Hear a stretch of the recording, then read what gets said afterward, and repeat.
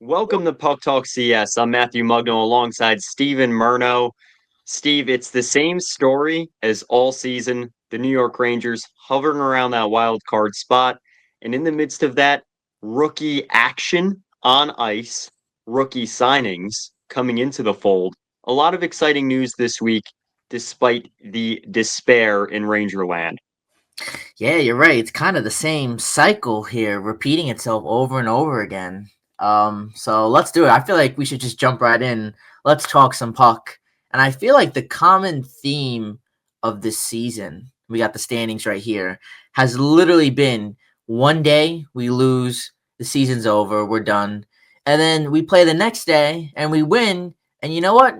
We're back in it now. We're so back. And that's kind of been the theme all season long. And I think after that Ducks game, that really a terrible loss. I mean, you still got a point, but I mean, you had that game won.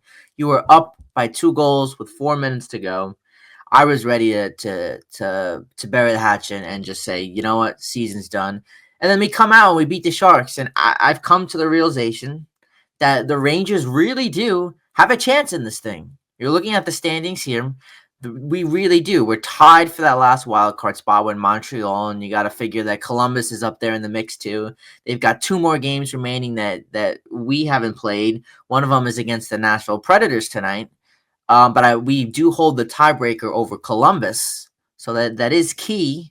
I know you're saying is game in hands don't mean anything, so I wrote that down. I'm holding you to it. I'm praying that that's true.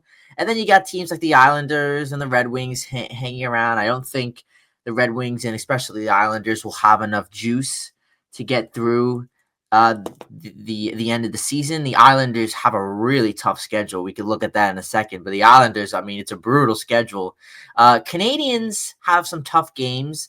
I think they still have to play. No, Colorado. Colorado, I think, plays Columbus a few more times to end the year. So that is interesting to watch.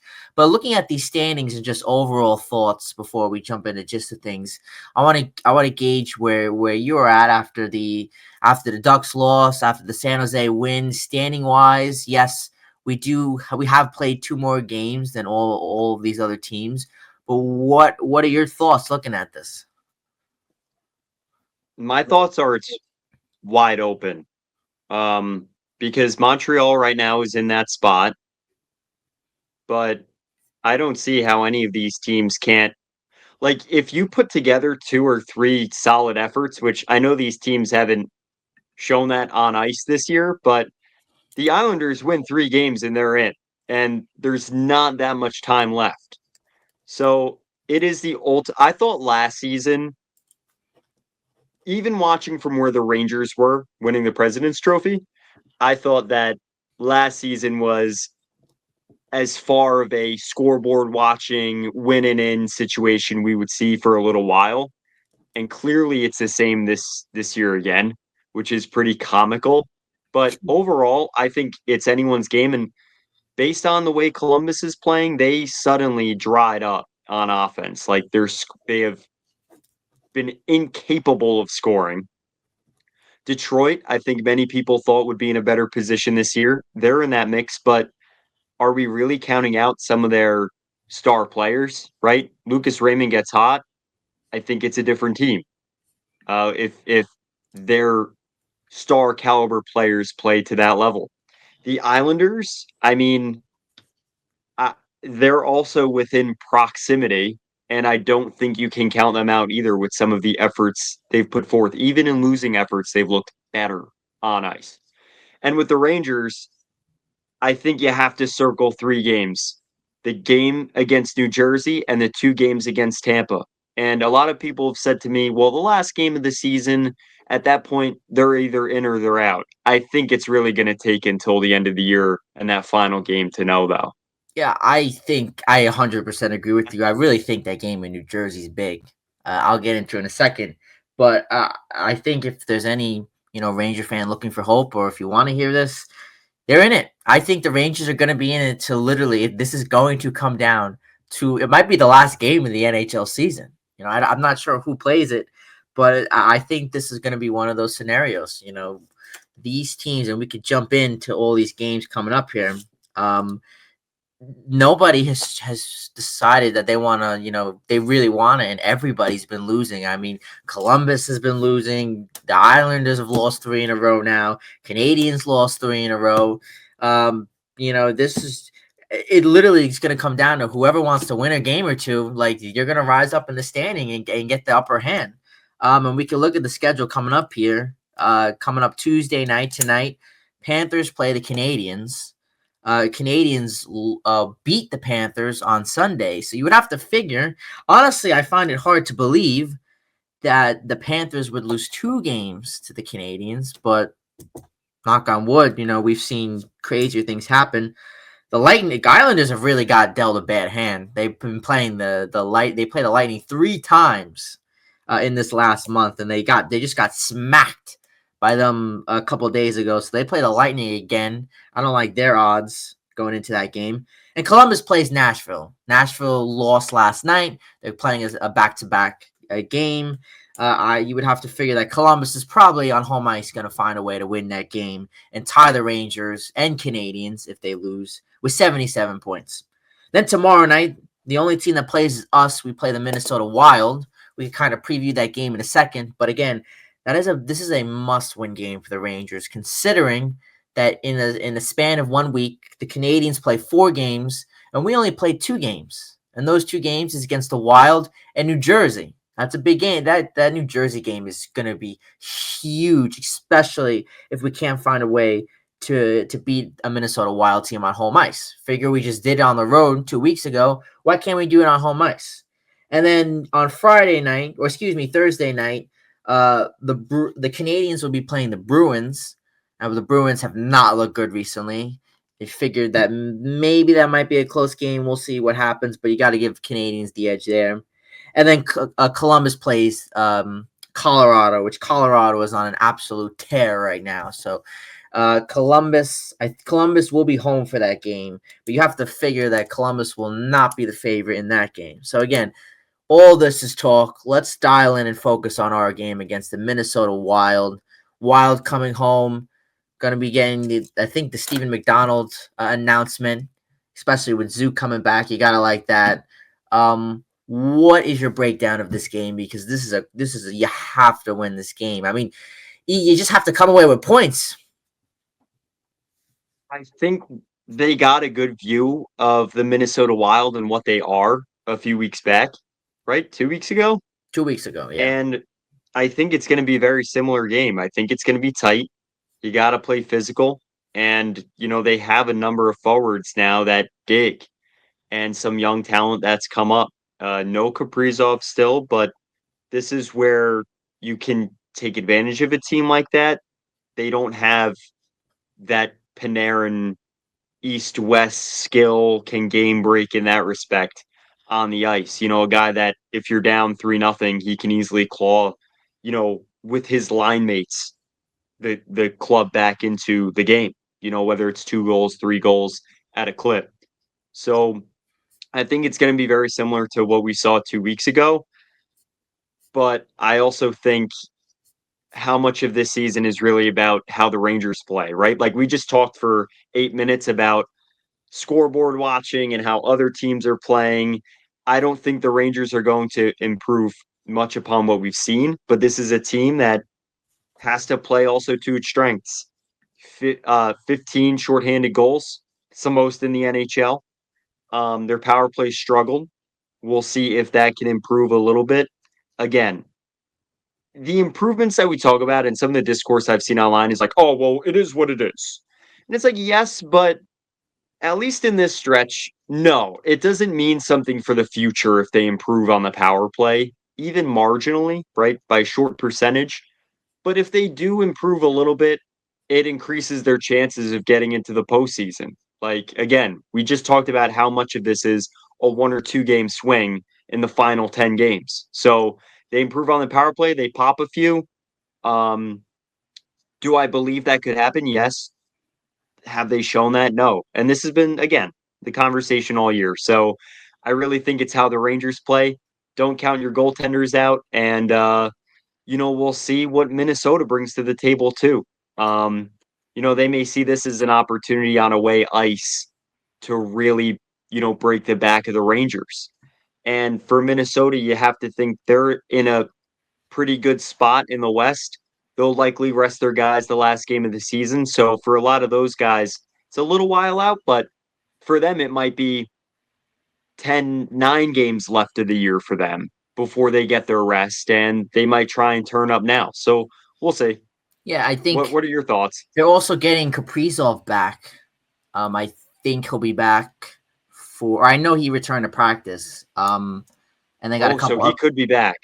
Yeah, so he could be back, and I think they have a couple other guys, maybe one or two guys that might be coming back into the lineup, which is big because they've been playing good hockey, but they haven't had their dogs in the lineup. And I think Yeah, he adds another dimension to their offense, no doubt. of course, um, just the talent that he has alone. But the Wild are a team to me that I'm not big on. Like I think they're a very overhyped team. Yes, they're going to make the playoffs, but I think they've gotten one of the biggest things that has propelled them this season has been their goaltending and their defense. I think their goaltending and their defense has been vastly different from other seasons, and that's why they've been able to scoop up and get a playoff spot. But I think for me, they're just offenses. Just look comparing them to other teams, and I'm not sure who they're going to be playing in the first round, but I think this is very much a winnable game. I don't think even with Kaprizov back in the lineup, I still don't think this offense jumps out at you, or certainly not me on paper. But this is definitely a winnable game, and I think there is light at the end of the tunnel. You look next week and you say, you know what? We play the Flyers, which they're a mess. You should be able to win that game. And we play the Islanders, which we really owned them these last few seasons. You look at that and say, you know what? That should be a winnable game too. And that's 4 points right now that are up in the air. And you look at 4 points in the standings and you say, you know what? You take those two games, that really should propel you in the standings with the way that all these other teams are playing. So I really do. Again, Arthur Staple was right. The pathway is right there from the Rangers. Yes, it's going to include a lot of sitting around and a lot of scoreboard watching, especially this week. But if you can win the games that you are playing, I think again, a lot might seem like the cards are not in the Rangers' hand this season, but I think it's the opposite this year. I really do think that the cards are actually in the Rangers' hands. They just have to win the games that they play, and up to this point, they really haven't been doing that. But again, I said the same thing against the Ducks and the Sharks. That's 4 easy points. You walked away with 3. Now, against the Flyers and the Islanders next week, you got to walk away with 4. And I think you got to set yourself up by winning one of these games. Or maybe it's okay losing, force one of them to overtime. And I think that's something that this team has to do.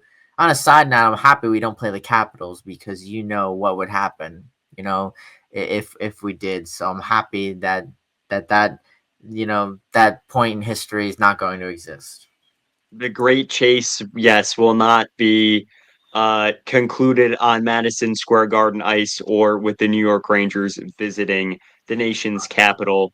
Steve, the big news out of Rangerland, which was, I think, everyone knew it was coming.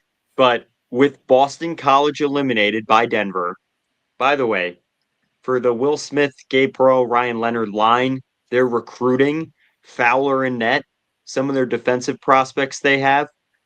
I'm shocked Boston College did not advance to the Frozen Four. They lost the national championship last year, and it's going to be a quick reload for Greg Brown now at Boston College.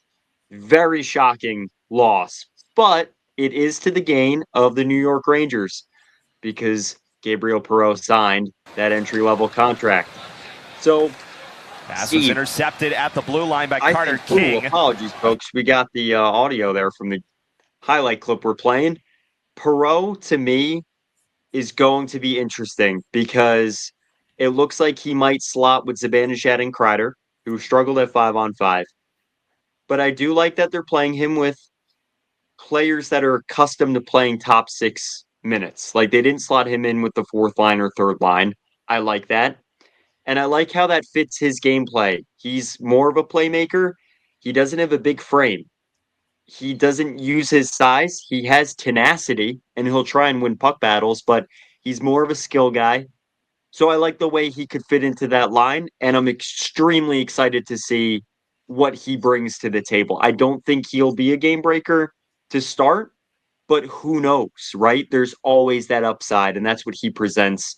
He slid in the draft to the Rangers. It's a very exciting moment because I don't really think we see talent come into the organization that you don't expect to, right? Like this guy dropped in the draft to the Rangers. They didn't reach for him like they reached for Kravtsov or Hedel. And he was also more of a complete package and kind of real deal than a guy like Elias Anderson, who they picked in the top 10 in 2017. So I'm really excited. I want to hear your thoughts. I haven't heard much from you about Perreault. Yeah, for those of you who don't know, this is Perreault, somebody who finished the season second in scoring with BC. And he's got the talent. The both of us have raved about him all season long. The spurts of little newses here and there throughout the course of the season. But now here it is. I think the option is really open for Peter Laviolette, coming down the stretch. I think this is going to be very interesting to see. Obviously, you look at the circumstance. I think we're 3-7 in the last 10 games. That is not very good for a team that is pushing for the playoffs. And I think we need a spark. Now, this is not exactly, the best time to experiment with a young player, and dip his feet into the NHL. But again, Perreault is somebody who's supposed to have this talent, and I think for a team that's gone 3-7 in the last 10 games, and really have failed to hold the playoff spot for more than 24 hours, this could be a spark. This could be a spark. Why not? You just came out of your mouth a few minutes ago that they haven't shown it to us. There hasn't been a spark. You can't trust this team to spark. And I agree with you. So why not throw him in there, see what happens? Also get his feet wet and give him a little taste. Play. The push for the playoffs. It's not playoff hockey fully, but it's like playoff hockey. It's a different brand. So give him that taste. And let's get him hungry and see what he brings to the table next year. Maybe he explodes. I don't know. So it's going to be interesting to watch, and it's something aside from the push to the playoffs that is going to be very fun for Ranger fans to watch. And I think even if Columbus wins the next 3 games and we lose both games against Minnesota and New Jersey, putting Perreault in there gives us something to watch. It gives us, it gives Sam Rosen an opportunity to, call. If he comes up, Rosen's got a couple opportunity to call first goals for 2 players. We're going to talk about the other one in a second. But I think, again, I would love to see it. Why not? Anything you disagree with there? I love it. Like you said, we've talked about this prospect all year. Dan Rosen, he has raved about him, and he said what Steve Ellis also said on our show. He's ready to come to the NHL. This is a player that has nothing left to prove at the college level, and neither Dan Rosen or Steve Ellis, who have fairly been critical at times of the Rangers' prospect development system, stated that they'd like to see him in the AHL. They stated NHL. And I think that to me is a sign. You always listen to people that are deeply invested. Head prospect analyst at Daily Faceoff, NHL.com senior writer, and he's covered the Rangers for years. I think Dan would be the first person to criticize the organization if they didn't put him in Hartford, if they thought he should be there. And I think that's a telltale sign. And you see the talent here in the highlight clip we have. This is highlights from last season where the program went to the national title game. He was younger, right? And I think that's also something to keep in mind. This is 2 years now at the college level. One thing I'd like to ask you, do you think that playing with different line mates might affect his chemistry at all? He's played with Will Smith and Ryan Leonard and then James Hagens. And notably Will Smith and Ryan Leonard, even in the development program. I don't think it does at all. I actually think it's a I'm asking the question because I don't think it matters, but I'm curious to think, to know what you think about chemistry. I think it's funny you asking me this. I was literally just thinking that in my head. I'm gonna agree with you. No, I don't. I'm gonna say it's different. It's different. It depends on the guy. I think it really does. And I think some guys can do it and it'll actually help them out. Some guys can't do it. It throws them off chemistry wise. They come back in. It's like, well, what game are they playing? I'm gonna say in Perreault's case, it's hard for us to say without giving him. There's no sample size to go off in the NHL, but I'm gonna say it probably won't. I think if anything, Perreault seems like the guy that something like that will benefit him. We just saw Will Smith with the Sharks the other night, but I think it's tough to say. Every guy is different. And I think at this point, let's get him up. Let's see what he could do. Who doesn't want to use the hot new toy? So let's bring him out. And get him in this race. Anything for a spark. And bringing him up is really not for a spark. It's to really get him acclimated and get a little preview of maybe what's to come next season. Kind of the opportunity that Othmann didn't really get at all. So I think that would really benefit.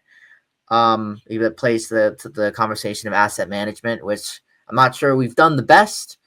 But I think let's do it. I'm ready. I'm ready for a spark. Why not? Yeah, I think this situation, like you alluded to with Othmann, is a little bit different, right? Last year, they were a team that, at the time he came up in January, the team was struggling a little bit. It gave him a taste of the NHL. Now he's in his full stint. The one thing I noticed too in these clips, we're watching the World Junior highlights from last year. Perreault has shown up in big moments. Despite the fact that the program did not win the title last year for college hockey and lost in the Frozen Four again to Denver this year, he is a player that shows up, scored in the gold medal game. He racks up the assists in tournament play. You find that he does score a lot of skill goals and creates plays out of nothing, creates plays out of transition. I'm very excited to see what he can do at the NHL level. And again, I think it's like the Rangers aren't struggling so bad where they need this talent, right? Like the Chicago Blackhawks, the San Jose Sharks, the Rangers have NHL veteran players, whether they're playing great or not. At least they have NHL veterans on the roster. Artemi Panarin, Adam Fox, Igor Shesterkin.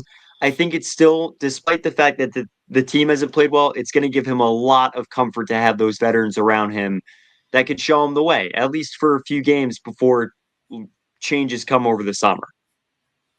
I agree with you 100%, and we'll see what's to come out of this.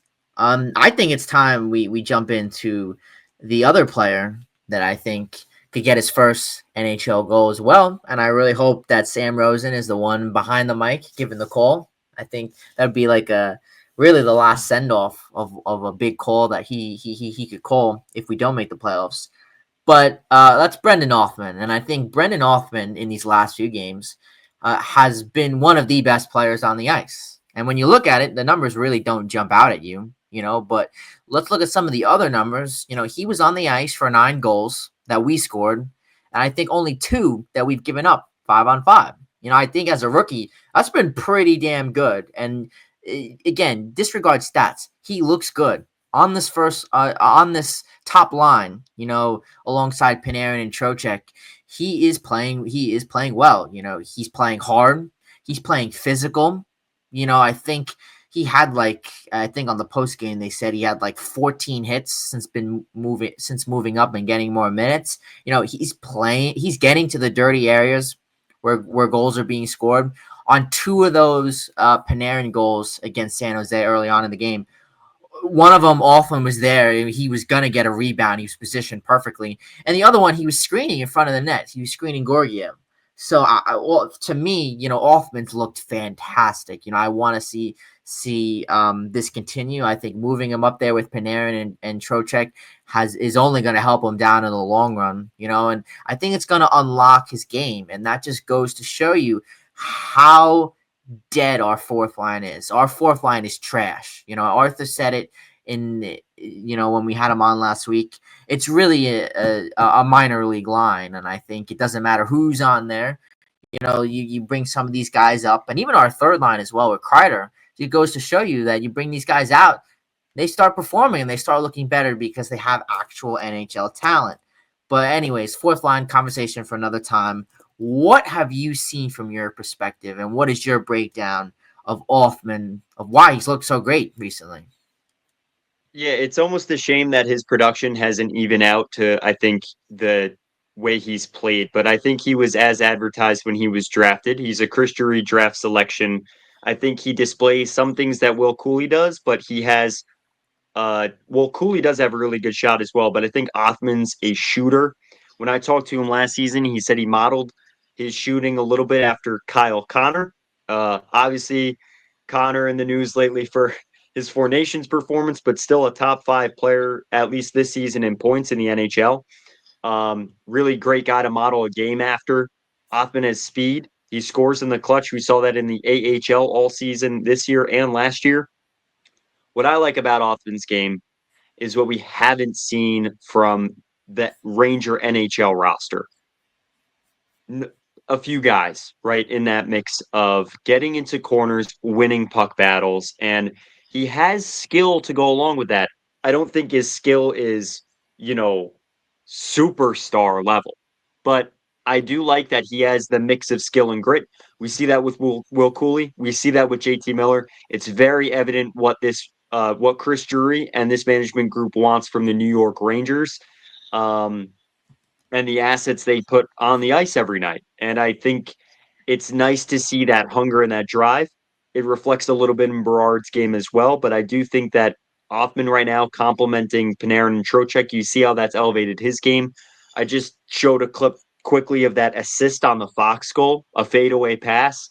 It's good to see him get those reps and just get a little bit more comfortable at the NHL level. So I've really enjoyed watching Othmann. Steve, you proposed to me after our last recording. Do I believe Brennan Othmann is more prepared for the NHL or performing better at the NHL than Capo Caco and Alexis Lafreniere when they first entered the league? So I'm going to toss your question and ask you this first before I say anything about the topic, because I think we disagree. Oh, alrighty, let's get into it. I like this. I'm gonna go. Let me break it down first before I give you my answer. I think the expectation of when each player entered the league, obviously Loff and Kako coming out of high draft picks.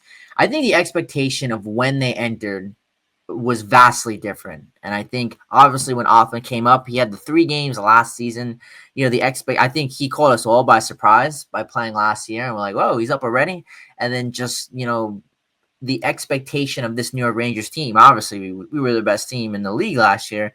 I think the expectation of what he was going to contribute last year and now this year, I think it was vastly different to when Kako and Lafreniere came up. I think their expectation was more of they're coming up right away, and they're not going to be McDavid, but they're still going to be a top player on this team. And I think especially for Loff and Kako too, both of them. And obviously, we still haven't reached those expectations. Or I don't know about right now, Kako in Seattle. I don't know where the hell he caught that lightning out of a bottle, because we were never seeing that in New York. But good for him.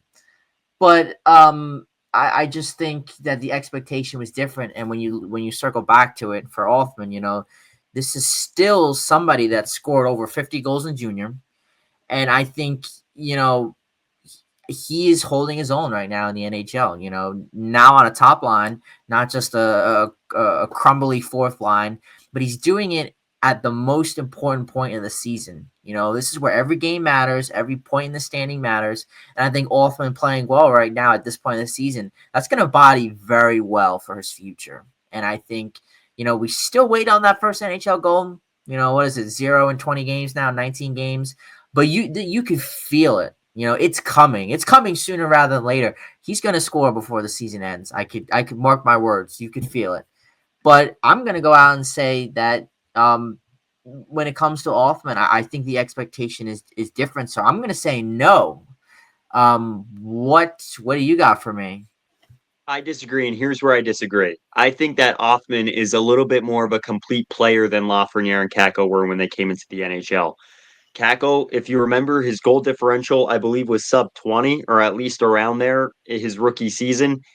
He then immensely improved and almost became the opposite player, where he wasn't playing with skill. He was playing on the defensive side of the puck in 2021 in that bubble season. And then 21-22, he was injured for a lot of the season. Now, outside of the career and trajectory of Kako, same went for Lafreniere. I think Lafreniere showed later, especially in that first playoff series against Pittsburgh, he was willing to throw the body, back check, win puck battles.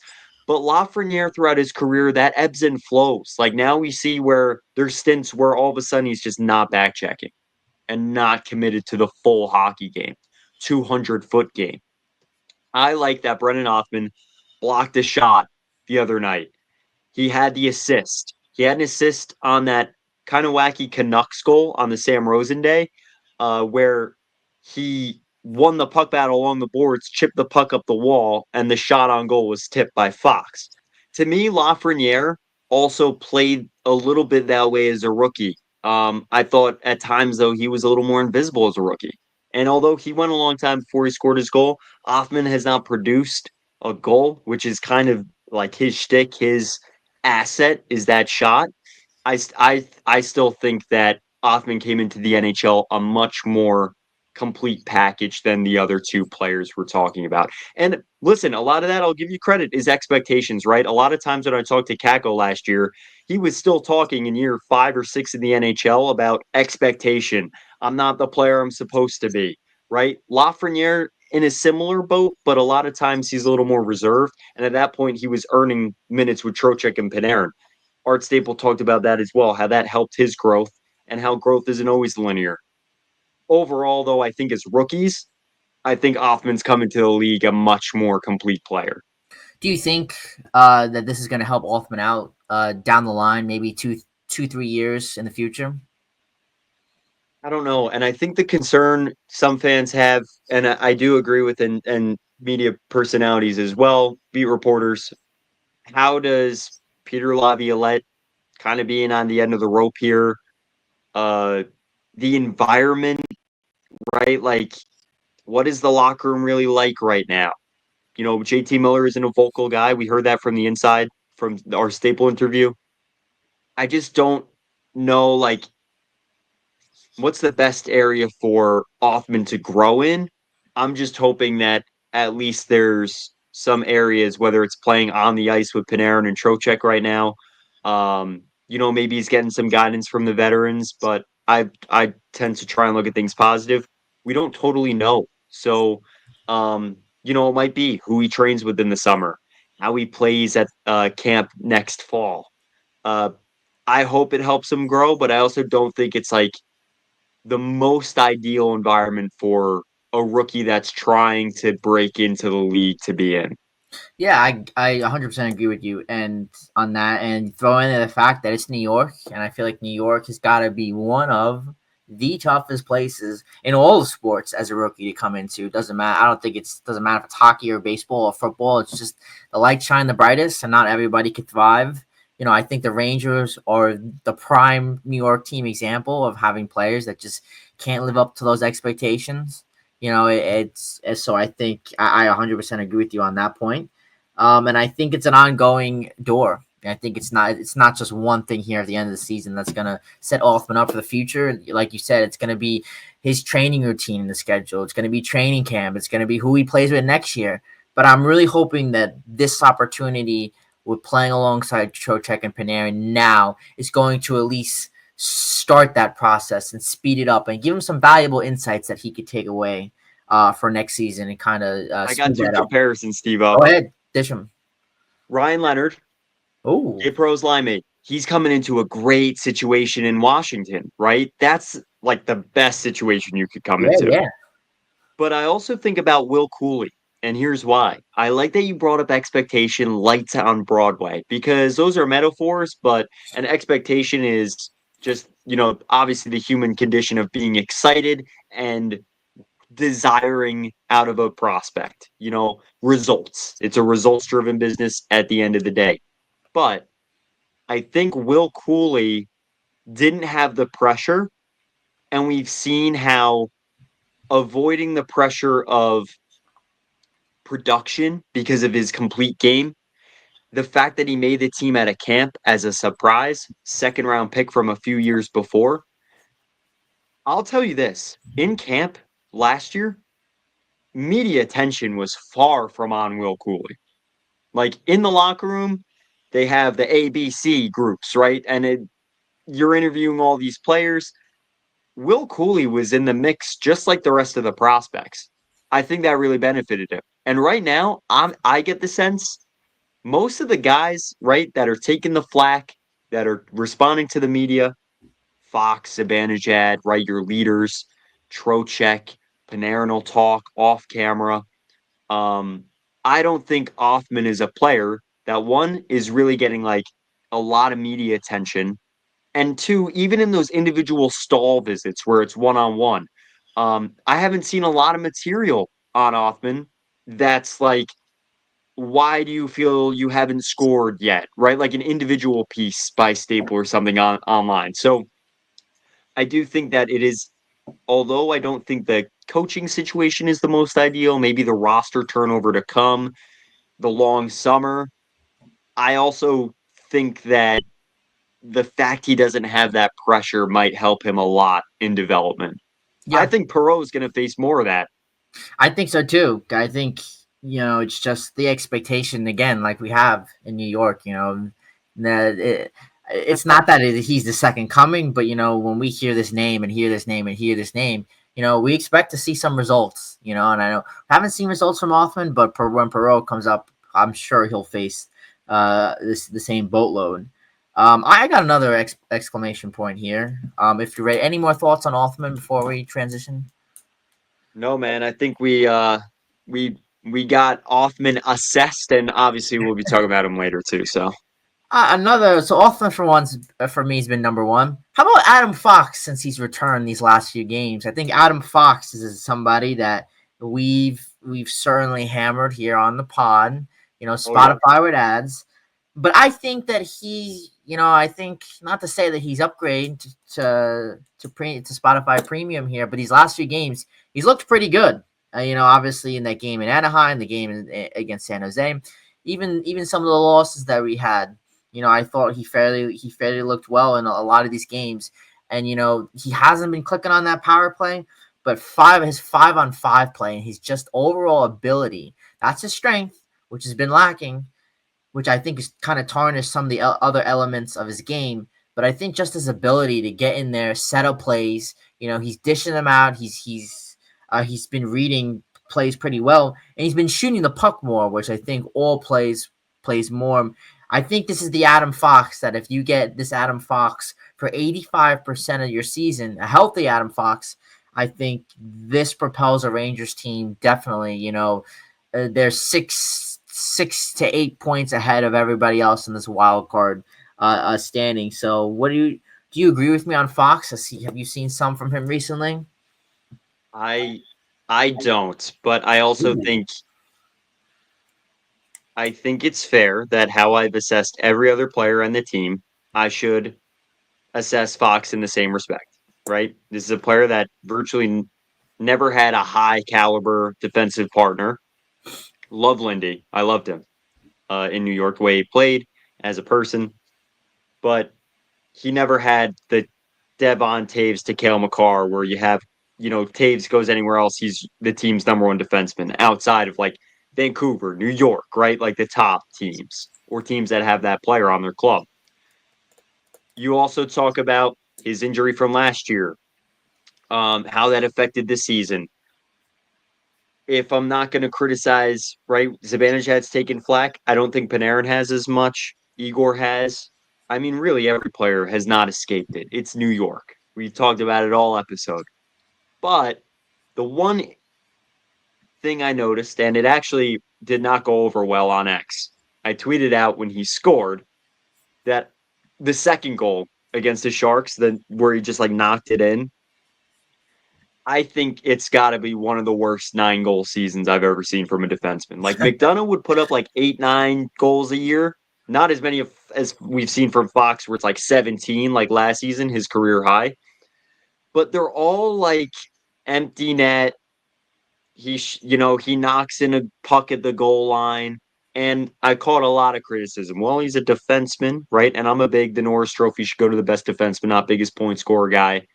Um, I think without kind of that alpha physical presence like Trouba on the blue line, it kind of puts a lot more on Fox's shoulders. I also think that his production hasn't really amazed me. Timing, overtime goals, like none of these things he's earning 500,000 more than Cale Makar. And I don't think he's played above that. And I know it's monetary, this, that. I just think that if he's really wants to push to be in that top three with Hughes and Makar, um, I think right now he's certainly outside of that. I think they've really overtaken him, and I think it's because this season the production just didn't wow me. Like I saw something that was like, well, what about the assists per game? And it's like, well, that's great, but he's also your number one defenseman and quarterback one on the power play. Like I sure hope he has 47 assists. So yeah, I haven't been floored by Fox, and I think it's been better lately, but I think this season as a whole, like Zibanejad, I felt like at least he made gains and it was like, okay, he's improving a little bit. But I feel like Fox has been, I don't notice him, and I know even in the small details, like his game is stick checks, placement, positioning. I feel like even in recent games, he's not a player that if I didn't know the New York Rangers, I'd wonder who he was. It's certainly true. I'm not debating that. I do agree with you that this year overall has not been a good year for him. And I'm not even going to pull up Cale Makar's stats because they're not even fair. Then they're not even on the same level. If this was fantasy rankings, Cale Makar's one, and I don't think Adam Fox is scraping top 30. By going off of stats, and that might be crazy to say, but honestly, it's true because 9 goals. It's not, that's not something you expect from Adam Fox. So Yeah, I think of it as quality too, right, Steve? Like, was there a time this year that Fox made a play? Like, yes, there are moments, but we're talking like last season was 17 goal. Like, he was clearly leading the way before that injury in the first round against Washington.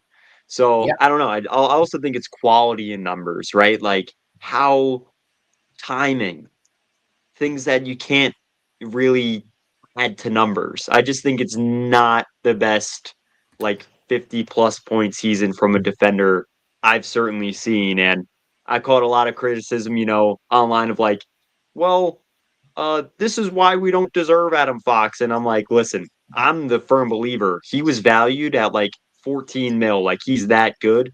I don't think he played that well this season. And I don't think that's wrong to say. I really yeah, don't. I think he's playing his best hockey right now.